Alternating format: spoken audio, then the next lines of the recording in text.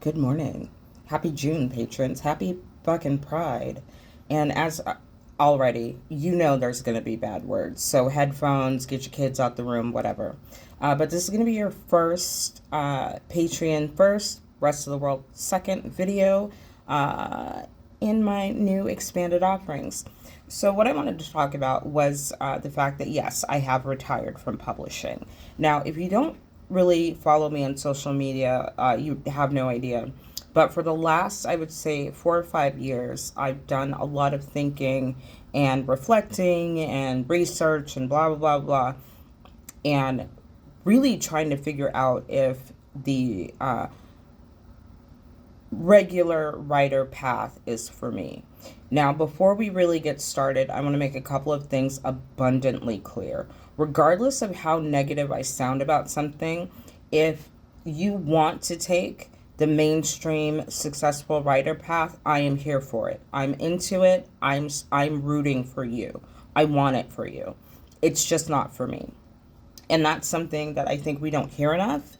And also, for me as a young writer, one of the things that I think caused me to actually have come to this decision, have it take so many years, was that nobody ever gives an alternative view, right?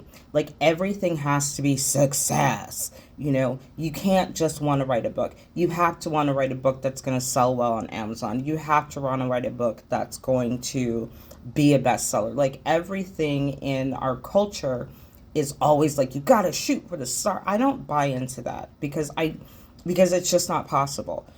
99% of people who do anything are never going to get there. And I think that making that the goal is destructive to art as a whole. If you don't agree with that, that's fine. We're not going to argue about it because you won't change my mind. Okay, so with that in mind, let's talk about it. There are a lot of parts about my history as a writer that people just don't know.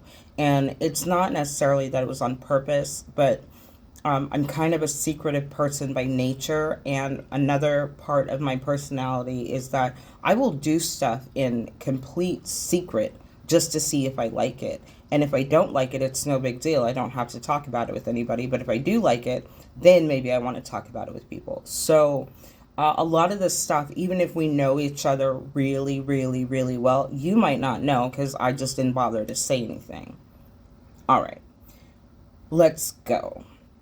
Now, the first time I actually got published, it was here locally, a little local zine, a little, I want to say it was a little local, like gothy, dark, aesthetic, lit magazine that I bought in a little bookstore.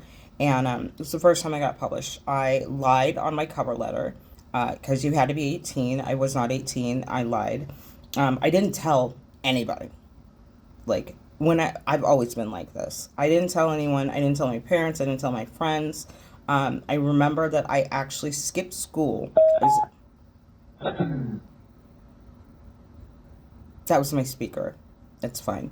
But I skipped school so I could go downtown to the bookstore where I know they carried it. I bought one. I think they were like 50 cents. I bought one, and the girl was telling me how much she liked that issue. And I looked at her and said, I have a poem in here. And I ran away.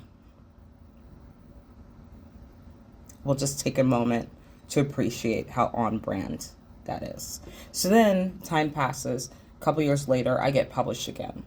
That time I did tell some people.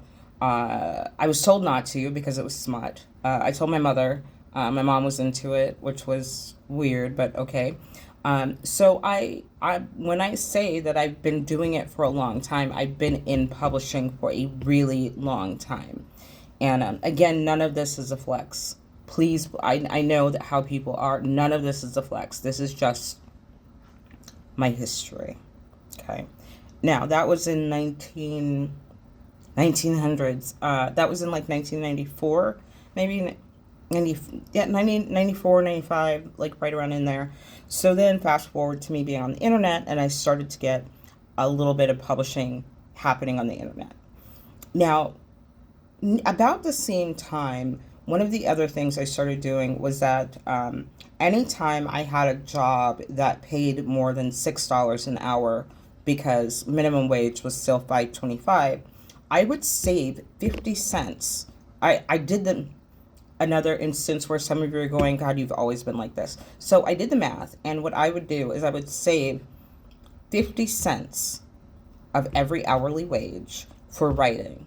And sometimes it was classes, stamps, good paper, Publishers Weekly, like all, like that's what I was doing because I wasn't in college. So I decided I wanted to be a writer. I needed to put in the work.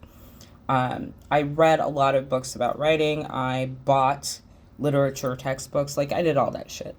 And one of my earliest problematic experiences was that I took a class, a writing class, and New York Times best-selling author, some guy, whatever.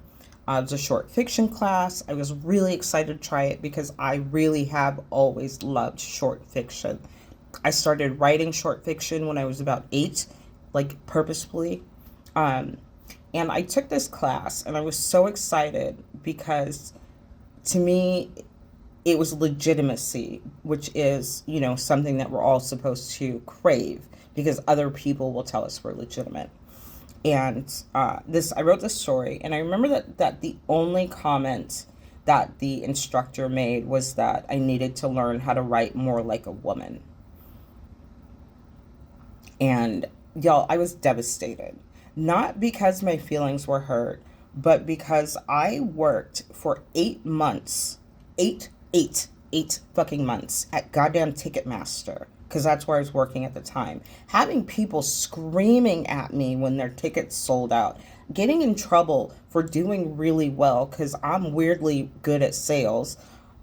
It was a bad time, and then that was just like the cap on it. Then later on, I remember I actually looked the guy up, and he'd had a book in like 1983 that hit the top 100. And that was the first time I sat down with myself and I was like, is this a scam? So, all these years later, between then and now, I've had a lot of good success. If you've been around lit circles, I've been in a lot of them on the internet. I did really well in some of them. There was a time when my short literary fiction, people were very excited about that. Privately, I had a lot of people in positions of power that were like, fuck yes, yes, this is where we're going, this is what we need. But here's where the problem started. Over the years, almost all of my early work that was published for the first 10 years I was getting published on the internet was not my best work. I'm going to say it. We all know submission guidelines always say send your best work. It wasn't my best work because my best work is black as fuck. It is queer as fuck. It is deeply political. It is not the default white view, and it just isn't. And unfortunately, what started to happen was that it really emotionally impacted me to again and again and again have it reinforced to me that the only way I could be successful would be to be 20% of the artist I actually am. And this is something that I've literally heard since the 90s. One of the very first times I let someone read a piece of my fiction, the first thing they said was not, wow, this is a cool story, or yeah, you could have some improvements there. The first thing they said was, why are there black people in this story? In the 90s. And I don't know about y'all. I have a particular temperament, and I think it probably has to do with autism and PDA and pattern recognition, whatever. But there came a point a few years ago where I sat down and I was going through some of my rejections, which is something, if y'all want to talk about submitting and like those processes and what I did with those rejections, if you want to talk about that, I'm happy to talk about it. We can talk about that. But it's something that I've done over the years is that I have gone back to look at feedback I've gotten on my work. And the overarching theme of feedback on me as a writer. And when I say as a writer, remember, y'all, I write fucking everything. If I feel like writing it, I'm gonna write it. It might be a poem, it could be an essay, whatever it is. The number one thing I've heard is this is too much. And it's always, it's too black, it's too queer, I said cunt too many times, it's too sexy, you know. There was a time in the short, when I was still doing short literary fiction, where I would have editors tell me, this is so fucking good. This is so fucking good. I can't stop thinking about it and I cannot publish it. That's what I heard behind the scenes. And then I went to AWP LA. Now, it wasn't my first time at AWP. I had been going through it with some other writers, conceptual poets, a couple of really racist, shitty, shitbag human beings. And I will say that when we got there, what part of what made it okay was that I had to have my very best friend, who I'd been in a relationship for more than 20 years, and I had to have my partner, who I've been with goddamn near as long, to accompany me because I'm an introvert. But here is what really got me fucked up. Aside from Roxane Gay, hey girl, hey Roxane, most of the people who on the internet, behind, you know, in comments, in emails between us, who we had long communications, wouldn't look at or speak to me. People who published me, wait a minute. Okay, so to continue, people who I had done work for, people I had helped, people that, you know, that I thought that we had an actual connection because they fucking told me we did, wouldn't even look at me.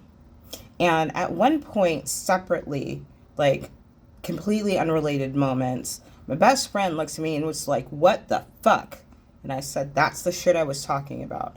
My partner, another entirely separate occasion, kind of took me aside and was like, isn't that the guy that said that, you know, he wanted to see your work on the New York Times, like #1, like was rooting for you? And I said, yeah. It's not that they didn't know what I looked like. Look at my fucking face. If you've seen it once, most people remember what the fuck I look like. And that kind of really kicked off the beginning of the end. I had a great time. We actually stopped going to events. I went to a panel I didn't like, and I don't think we really went to other events. We had a nice little vacation. But the fact is that I don't have the things that it takes to be a successful modern writer. I don't. And that was part of the realization. I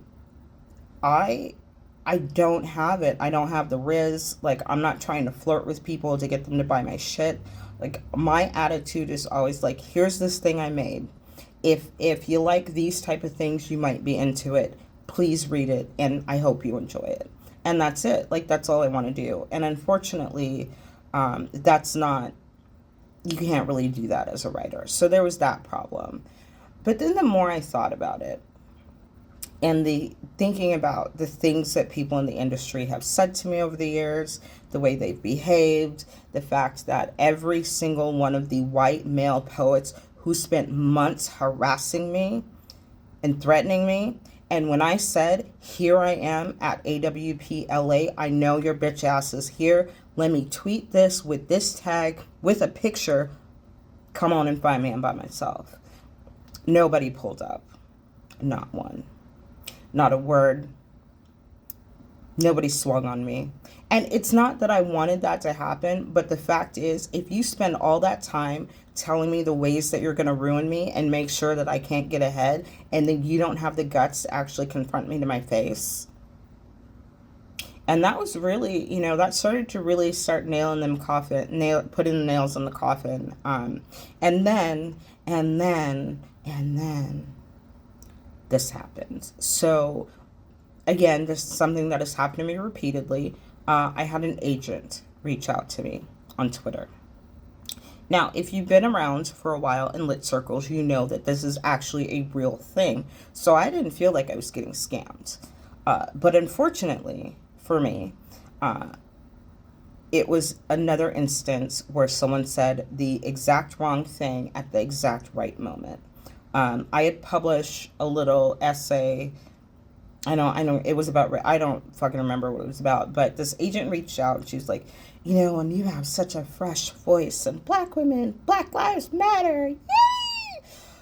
But then she read some of my other work, and the very next message was to tell me that even if I didn't want, to continue our professional relationship, that her professional tip was me to tone it down. And I don't want to do that. I'm not going to do that. I did that for so much of my career. And every time I got lauded and I knew in my heart that it wasn't the story I wanted to tell, or that I had edited out the blackness or the queerness or the political views or the politics or whatever it is, I removed that stuff from my own work because I wanted to get published so bad.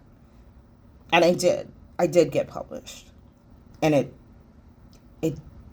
it sucked. I didn't like it. I felt bad. So now, here we are. I'm retired from publishing. I don't submit. I don't really, I'm not really in the community like I used to be. There are people that I've known from the lit community for many years. And if you're one of those people, I've been following you. I am so fucking happy for you. I am. I don't know Roxanne personally, well, and I'm not trying to name drop, but she's one of the people that I'll give an example of. I've been following Roxanne's work since they were still students. If you read their memoir, that was the time I got familiar with their work because I saw one of their early stories get published in a magazine. And then we came across each other in the literary community, and I have enjoyed their work for many years.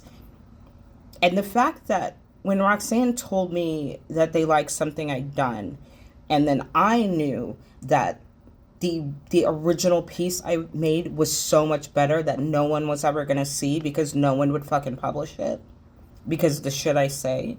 Not that it's lies, not that it's bad, it's just how I am. And the fact that I'm not going to alter how I speak or alter, my opinion to make some money. And then there was a lot of other stuff involved that included mainly white women doxing me, trolling me. There are at least 3 or 4 of them that I'm sure one of them will see this. I see you, boo. I remember you. Who actually followed through with her threats and made it so that there are a couple of magazines that had really good paychecks involved, great exposure, all that stuff that could have been, my starting point or, my breakthrough. They made sure that those were editors that would never work with me personally. So no, I decided I don't want to do it anymore. And I'm not going to. So here we are. So if you're a patron, hey boo hey, nothing's going to change for you.